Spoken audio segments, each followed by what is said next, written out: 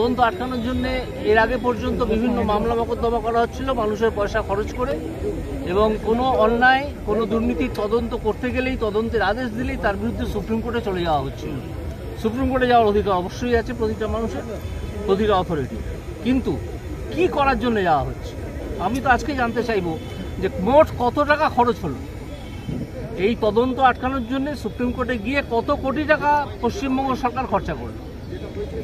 আপনি সকালবেলা রাজ্যপালের হস্তক্ষেপ চেয়েছেন, রাজ্যপালের হস্তক্ষেপ রাজ্যপালের বিষয়টা বলেছি যে রাজ্যপাল কেন এখনো পর্যন্ত কনস্টিটিউশনাল মেশিনারি ধ্বংস হয়ে গেছে এটা ডিক্লেয়ার করছেন। তিনি ডিজিকে তলব করেছেন।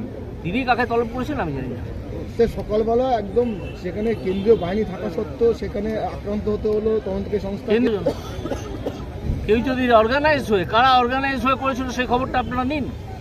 কারা করেছিল, যারা করেছিল তারা কারা? সরকার পক্ষের কেউ কেউ বলছে মস্তানি করতে গেছিল সিবিআই, কেন ইনফরমেশন দেয়নি, ইনফরমেশন দিয়ে কেন যায়নি পুলিশকে কেন? আমি তো মনে করি যার খোঁজে গিয়েছিল তাকে আজ রাত্রির 12টার মধ্যে ইডির অফিসে এসে হাজিরা দেওয়া উচিত। ইতিমধ্যে পুলিশ 10 জনকে গ্রেপ্তার করেছে। পুলিশের গ্রেপ্তারের কথা ছাড়ুন, সেক্ষেত্রে আক্রান্ত হয়েছে একাধিক। সেই ঘটনা নিয়ে পশ্চিমবঙ্গে আইন শৃঙ্খলা নিয়ে কি বলবেন? পশ্চিমবঙ্গে আইন শৃঙ্খলা আছে বলে আপনার মনে হয়? আপনি গত কয়েকদিনের খবরের কাগজের রিপোর্ট কোর্টে যেগুলো উঠে এসছে সেগুলো নিয়েই পড়ুন। কিন্তু রাজ্যের মন্ত্রীরা তো বিভিন্ন সমীক্ষা দেখাচ্ছেন যে বাংলা, কলকাতা নাকি নারী সুরক্ষা থেকে শুরু করে আইন শৃঙ্খলার দিক থেকে 1 নম্বরে উঠে আসছে। হতে পারে, কিন্তু পশ্চিমবঙ্গে এরকম নয়, পশ্চিমবঙ্গের চেয়ে আরো অনেক ভালো।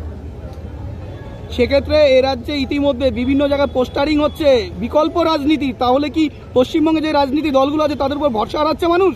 সেটা সম্বন্ধে, রাজনৈতিক সম্বন্ধে, বিষয় সম্বন্ধে আমি সরাসরি কোনো মন্তব্য করবো না। হ্যাঁ, আপনি একটা যেটা বিষয় বলছিলেন যে গান নিয়ে, রবীন্দ্রনাথের যে গানের বিকৃতি হয়েছে সেটাকেই তো আবার রাজ্যের সঙ্গীত করার একটা পরিকল্পনা চলছে।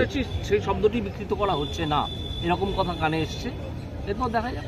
কিন্তু সেটাকে তো আবার রাজ্যেরও সঙ্গীত করা হচ্ছে, সেই বিষয়ে কি বলবেন? রাজ্যের সঙ্গীত করা হচ্ছে তাতে অসুবিধে কি? একটা রাজ্য যদি নিজের সঙ্গীত তৈরি করে বা সঙ্গীত হিসেবে কোনটাকে গ্রহণ করে তাতে তো অসুবিধে কিছু নেই, কিন্তু কথা পাল্টে দেওয়ায় অসুবিধা আছে। স্যার, একটা যেটা বিষয়, বছর 23 শেষ হয়ে 24 চলে এলো, চাকরি প্রার্থীরা রাস্তায় বসে তারা কিন্তু বারবার একটা কথা বলছে, আমরা কবে নিয়োগ পাবো। যে চাকরি প্রার্থীরা রাস্তায় বসে আছেন আমি তাদের কাছে এর আগেও বলেছি যে রাস্তায় বসে থাকবেন কেন? আপনার যদি মনে করেন আপনার লিগ্যাল রাইট আসে আপনি আদালতে আসুন। অনেকে তো এসে আদালতে এসে চাকরি নিয়ে গেছেন, আপনারা রাস্তায় বসে আছেন কেন? কিন্তু শাসক শিবির থেকে বলা হচ্ছে নাকি রাজনৈতিক একটা খেলার জন্য তাদেরকে বারবার কোর্টে ঠেলে দেওয়া হচ্ছে। এটা একটা রাজনৈতিক প্রশ্ন, আমি এই প্রশ্নের কোনো উত্তর দেবো। কোর্টে ঠেলে দিয়ে নাকি তাদের এইভাবে অবহেলায় তাচ্ছিল্যের মধ্যে রাখা হচ্ছে। যারা বলছেন তারা তার ব্যাখ্যা দেবেন, যারা কোর্টে ঠেলে দিচ্ছেন বলে মনে করছেন তারা বসে বলবেন যে কেন তারা এই কথা বলছেন। আমার এই বিষয়ে বলার নেই।